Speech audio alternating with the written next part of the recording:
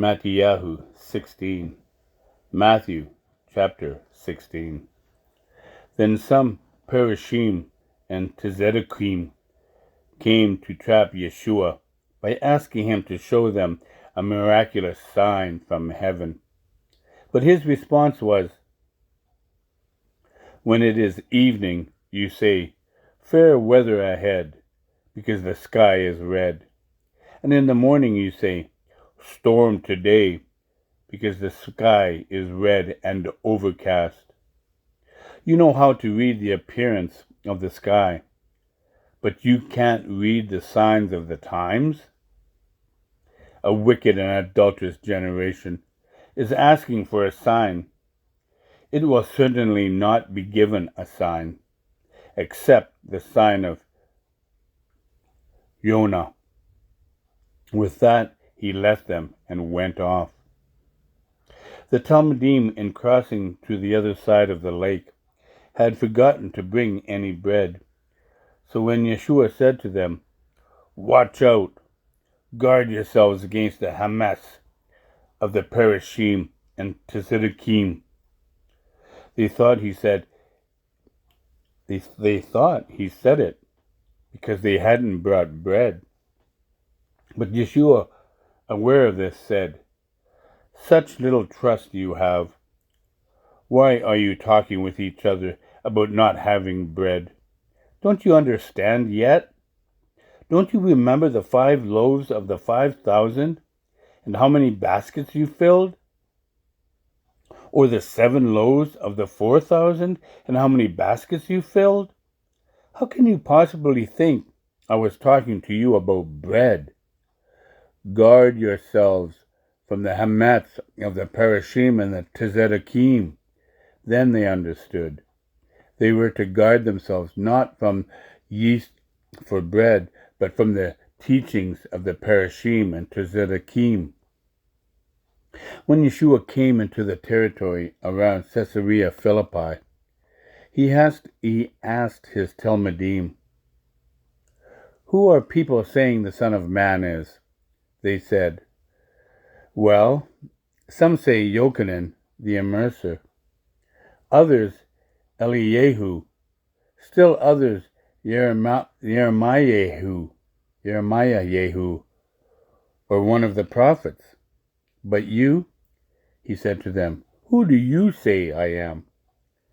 Shimon Kepha answered, "You are the Mashiach, the Son of the living God."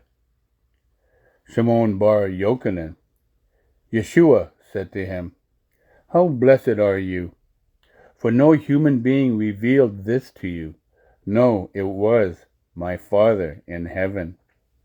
I also tell you this, you are Kepha, which means rock, and on this rock I will build my community, and the gates of Sheol will not overcome it. I will give you the keys of the kingdom of heaven. Whatever you prohibit on earth will be prohibited in heaven, and whatever you permit on earth will be permitted in heaven." Then he warned the Talmudim not to tell anyone that he was the Messiah. From that time on, Yeshua began making it clear to his Talmudim that he had to go to Jerusalem and endure much suffering at the hands of the elders, the head Kohanim, and the Torah teachers, and that he had to be put to death, but that on the 3rd day he had to be raised to life. Kepha took him aside and began rebuking him. "Heaven to be merciful. Lord, by no means will this happen to you." But Yeshua turned his back on Kepha and saying, "Get behind me, Satan. You are an obstacle in my path because your thinking is from a human perspective and not from God's perspective." Then Yeshua told his Talmudim, "If anyone wants to come after me, let him say no to himself, take up his execution stake, and keep following me. For whoever wants to save his own life will destroy it. But whoever destroys his life for my sake will find it.